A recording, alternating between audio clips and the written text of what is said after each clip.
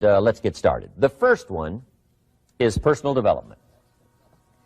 Now, in illustrating personal development, Mr. Schoaf, my teacher, started with money. You know, money's not the only place to start in talking personal development, but it's where he started, so let me share the thoughts he shared with me back then. Let me share them with you. Here's the best lesson I can give you on economics. It's very simple. We get paid for bringing value to the marketplace. That's about as simple as I can put economics. We get paid for bringing value to the marketplace.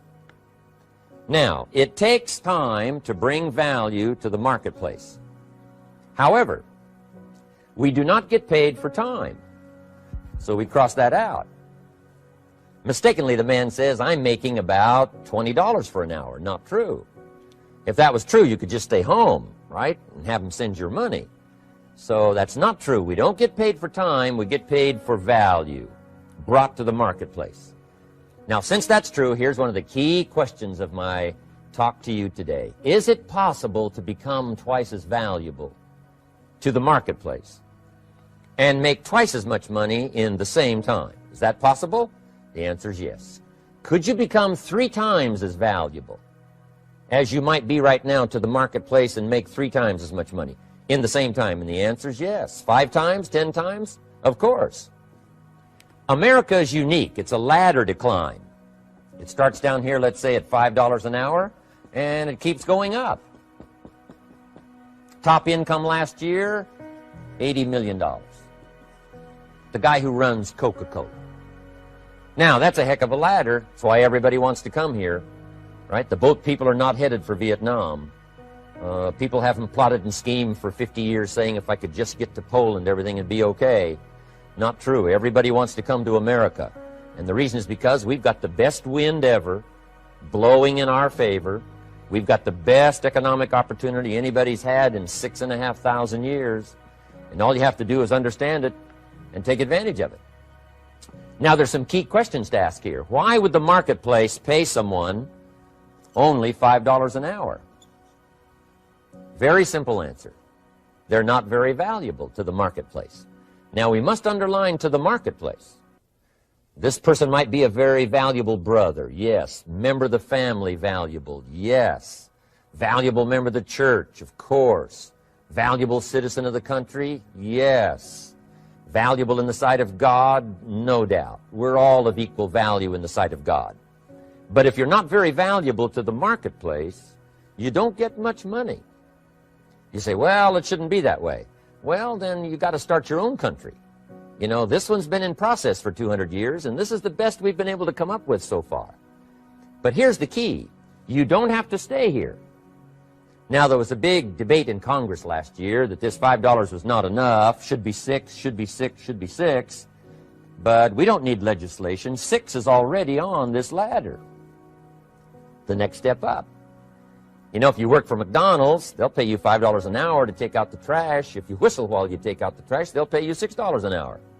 So we don't need that legislation. You just need to take lessons on how to whistle. Have a good attitude. Now, as you begin to climb this ladder, why would the marketplace pay some people $50 an hour? Answer, evidently, they must be more valuable to the marketplace. 10 times more valuable. And is that possible for someone to be 10 times more valuable and earn $50 an hour instead of 5? And the answer is yes. That's what America is all about. Now, why would the marketplace pay some people $500 an hour? Evidently, this person must be much more valuable to the marketplace. That's what's important to understand, to the marketplace. And would the marketplace pay one person $80 million for 1 year's work? And the answer is, of course. If you helped a company make $1 billion, would they pay you $80 million? I'm telling you, it is possible. And that's why America is so exciting. That's why this financial ladder is so exciting. It's possible for all of this to come true for all of you, no matter where you start. As a student in school, just getting started out there in the workplace, This is all possible for you. Now, Mr. Schoaf gave me the clue on how to climb this ladder as high as I wanted to climb. Now, we're talking primarily economics here. There's a lot of other ways to become valuable to your family, valuable to your friends, valuable to the community, valuable to the team, right? Valuable to the team effort, valuable to the concert. But here's what he said to me.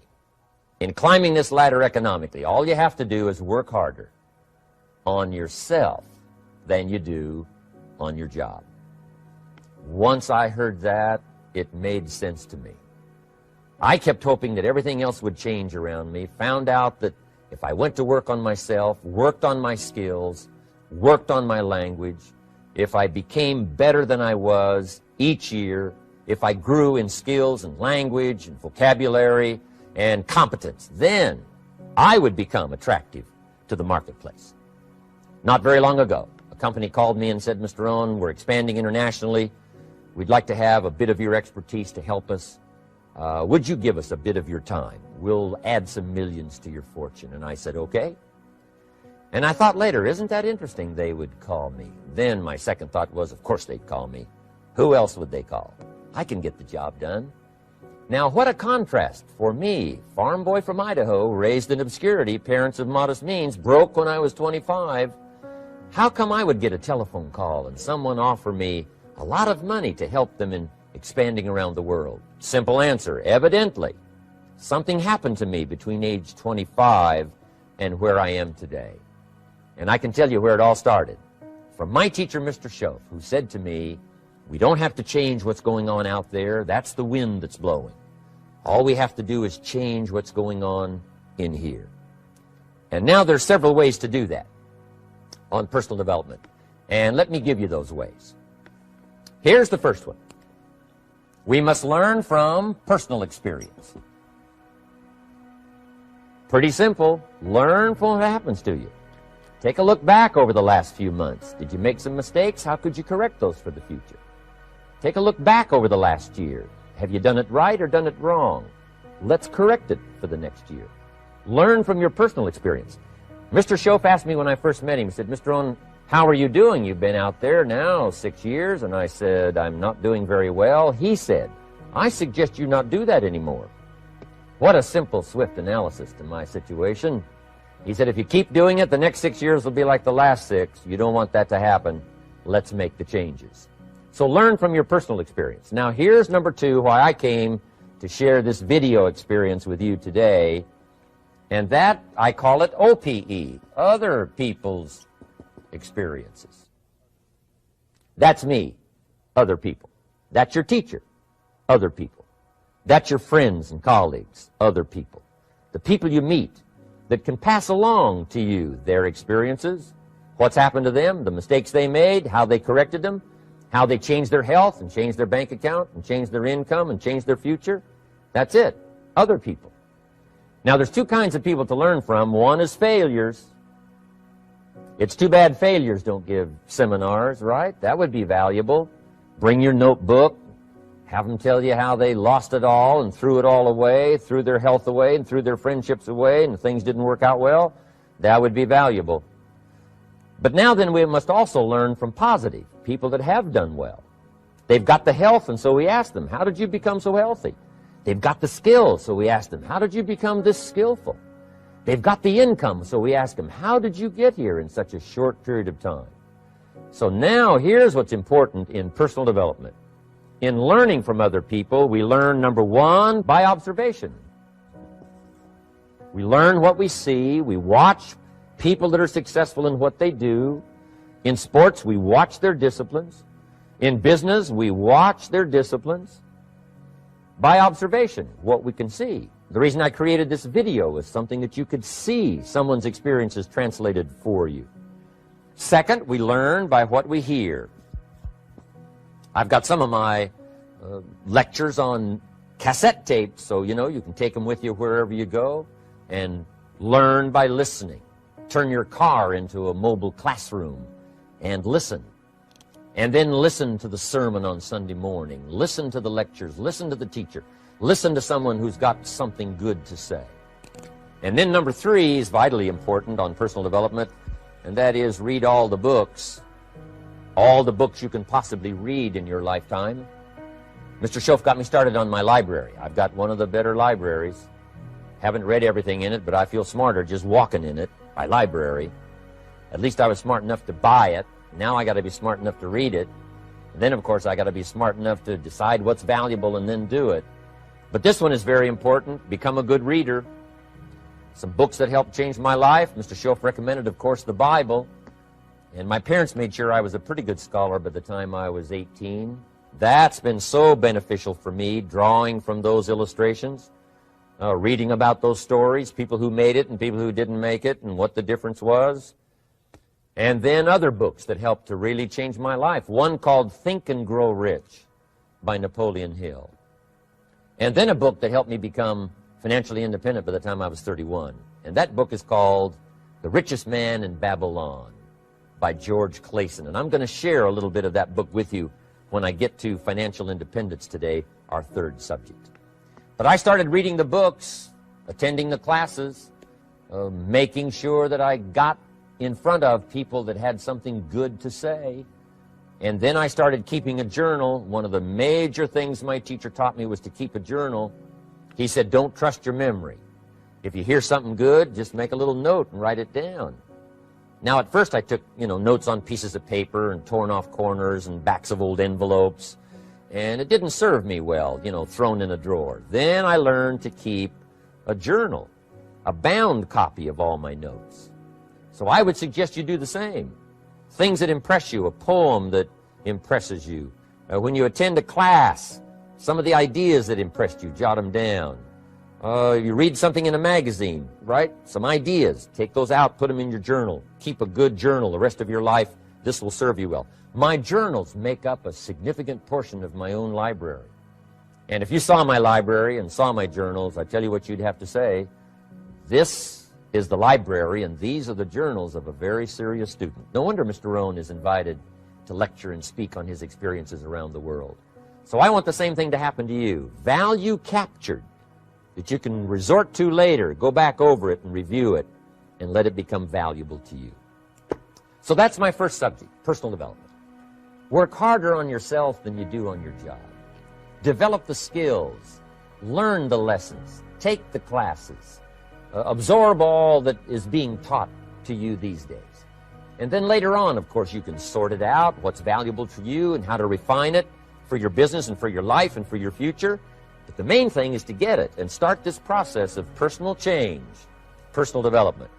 And let me say it one more time. If you will change, everything will change for you. You'll never be the same. You'll keep growing.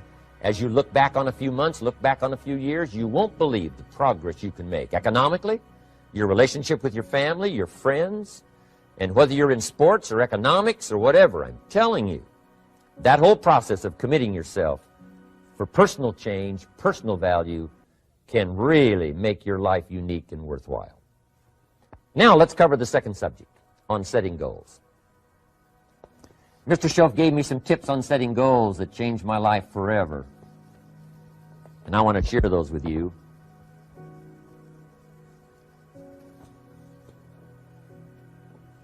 So let's talk about setting goals, and I also want to tie it to personal development, and you'll see how I'm going to do it as I progress here. Setting goals. We need to take a look into the future. There are 4 things to consider in terms of attitude. One is how you feel about the past. Best advice I can give you on that is treat the past as a school. Let it teach you the mistakes you've made, the things that went wrong, the things that didn't work. Don't use the past as a burden to carry, and don't use the past as a club to beat yourself to death. Past losses, past failures, past mistakes. But let the past be a school. Tough school maybe. We've all been through some tough stuff. So if you feel good about the past, draw from it for experience and let it teach you. Then next is how you feel about the future. We've got to have the future well designed. The future is called the promise. And here's what we teach in our leadership series. The promise of the future can be an awesome force for your own future. The promise of the future, designing the future. There's two ways to face the future. One is with apprehension, and the other is with anticipation. I promise you, in my travels around the world, most people face the future with apprehension. And here's why. They don't have it well designed. They've sort of left that up to someone else to fix. But here's the best way to face the future, with anticipation. And you can face the future with anticipation if the future is clear, if the future is well designed. And I would like to have you consider some thoughts with me that help me to really change my future by giving it some thought and some consideration. And here it is. In setting goals, it's very simple. Number one, decide what you want. You just take a little time. You sit down and say, what do I want? What kind of skills do I want? What kind of income do I want for the future? What would I like? Where would I like to go? Places I'd like to visit. Habits I'd like to acquire. Skills I'd like to have. You just take a little time to think about what you want. Economics, friendships, people you'd like to meet, places you'd like to go. You just take some time. And then I suggest, when you've thought about what you want for the future, make a list. Just jot it all down. It's really a very simple process. And then here's number three. Keep all the old lists. I'm telling you, this served me so well, keeping my old list of goals. I look back now 10, 20 years ago at goals I set, lists I made, and I smile now because here's what I thought was so important, 20 years ago. Now some of those things aren't even on my list. I've got a new list. I've grown. I've changed. I've matured. But I give you that advice. Decide what you want. Number two, write it down. Number three, keep the old lists. And then here's number four. When you get something that's on one of these lists, check it off. Part of the fun of having a list is checking it off. And then if you can add some drama to checking it off, see, that's what really helps. I set a goal to go to Spain many, many years ago. And when I finally made my first trip to Spain, I had that journal with me that had that list in it. And while I had my journal on my lap, waiting for the wheels to touch down in Madrid, I waited until the wheels touched the runway, and I checked it off. Just adding a little drama. So, part of the fun of having a list is checking it off. Now, here's what's important about the lists and designing your future. If the future gets clear, the price gets easier. Because you got to remember, for every promise, there's a price to pay. Everybody's got to pay the price. Everybody's got to do the deal. Everybody's got to do the disciplines. Everybody has to pay. But here's what I've discovered. If the promise is clear and powerful, the price is easy to pay. The price is some classes. The price is a few books. The price is a few disciplines. The price is finding something that'll make your life better, make you grow, make you change, make you develop. So the first part of the key is to design the promise. Then, what is the price to pay? I'm telling you, the price will be easy. Anybody in my audience can pay it, no matter where you are, where you come from.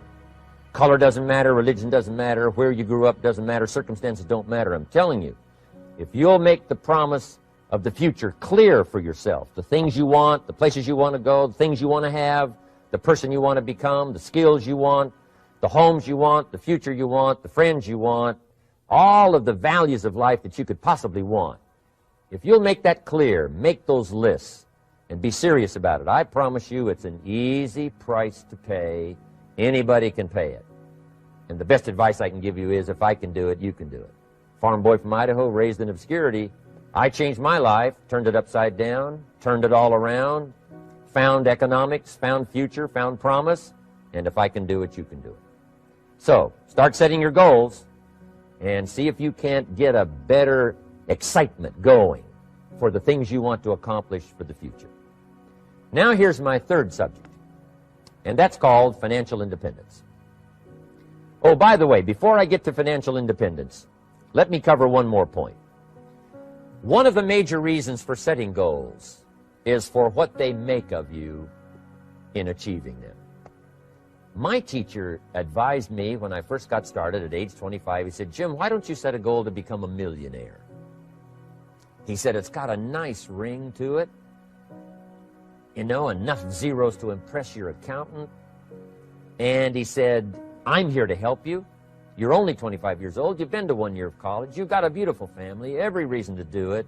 Why don't you set a goal to become a millionaire? And he said, here's why. And I thought, he doesn't need to teach me why. Wouldn't it be nice to have $1 million? He said, no, then you'll miss it. He said, here's why.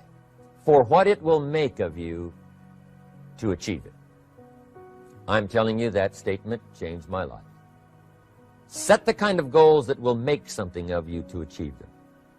He said, now, once you become a millionaire, what's important is not the money. I thought, that's kind of strange teaching.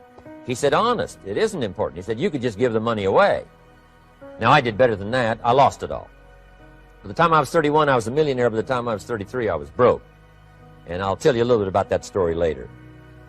But when I lost all my money, guess what? I found out Mr. Shoaff was right. What was valuable was not the money. What was valuable was what I became to earn the money.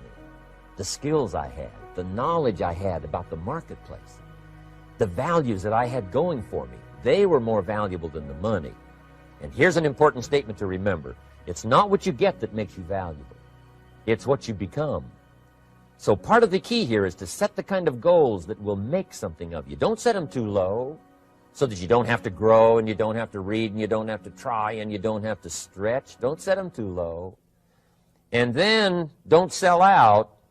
Don't go for something that's going to cost you your virtue or cost you your values or sell out your principles. There's a good middle road here to follow. Goals that will inspire, goals that will help you grow, change, develop, and become better than you are. Okay. Now let's talk about financial independence. How to become rich by 40, 35 if you're extra bright, much sooner if you find an opportunity like I did. Let me show you how I did it. Financial independence.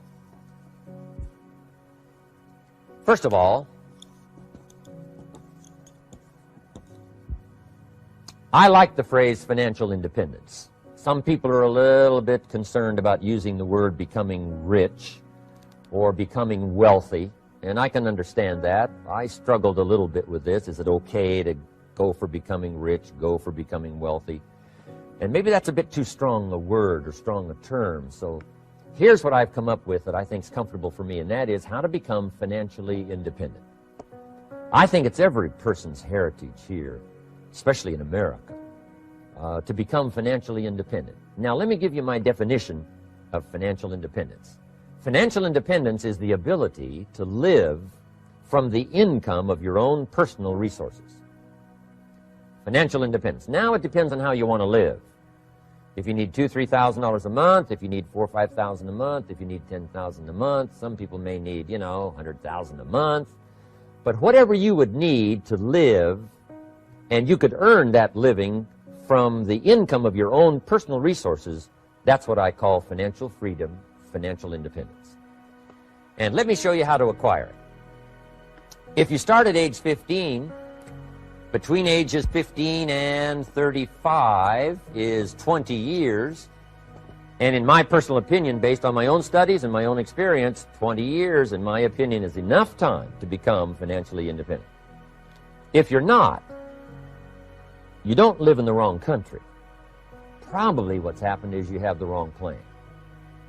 And it's easy to be a nice person with the wrong plan. I found that when I was 25 years old. I was broke at age 25, and I was a nice guy. You would have liked me. But I'm telling you, my plans up until then, especially my financial plan, left me broke. I totally changed it the next 6 years, and I became financially independent. So I know what I'm talking about. It is possible in a reasonable amount of time, 15 to 35, whatever, 20 years' time, enough time. You can do it in a much shorter period of time, like I did if you want to. But this is a reasonable enough time. But here's number one. First of all, you got to have the right philosophy. Philosophy is our ability to gather knowledge and sort through it and decide what's valuable. To develop a philosophy about life, a philosophy about our health, a philosophy about our family relationships, a philosophy about economics. And if you develop the right philosophy, that's what helps to set this sail. so that in 6 years it takes you where you want to go, instead of winding up like I did that first 6 years of my economics, broke, no money, empty bank account. The right philosophy. Now let me give you a couple of philosophies to consider. Here's the first one. It's called the philosophy of the poor. And here it is. Poor people usually spend their money and invest what's left. That's the philosophy of the poor. Now here's the philosophy of the rich. Rich people invest their money and spend what's left. And here's the startling answer. It really doesn't matter what the amount is. What's most important is not the amount. What's really important is the philosophy. So I would ask you to adopt this philosophy of spending after you have invested. Invest first, then spend. And I've got a little formula that I'm going to share with you. Now, what should a child do with a dollar? I mean, there's a lot of debate going on, I'm sure, across the country on what a child should do with a dollar. Here's one opinion. It's only a child and it's only a dollar. What difference does it make? Well, in my opinion, it makes all the difference in the world. A person's economic future starts with a child with a dollar. Somebody says, oh, no, you're only young once. Let him spend it all. Well, when would you hope that would stop? Somebody says, well, wait till he's 50 and broke like me, and, and then he'll learn. Well, no, we don't want to wait that long. If I would have known earlier than age 25, I would have changed. In high school, if they would have had classes called Wealth 1, Wealth 2, I'd have taken both classes. I would not have waited until age 25. So, the earlier the better. So, what should a child do with a dollar? Here's the simple premise to begin with. Don't spend it all. And if a child wants to spend the whole dollar, you got to say, hey, don't spend it all. Don't spend it all. They'll say, why not? It's my dollar. I earned it. You say, I know you earned it, but don't spend it all. They'll still say, why not? Say, let me show you why not. So you put them in your car, take them to the other side of town, and show them where people live that spend the whole dollar. You just drive them around. Kids learn best by visual. Just drive around and say, would you like to live here? Kid says, no. Would you like to live like these people live? Kid says, no, no. Then you can't spend the whole dollar. So, kids will get the message. So, take them to the other side of town and show them around, unless you already live there, and then just show them around. Anyway, don't spend the whole dollar. Now, let me give you my best view of what to do with a dollar.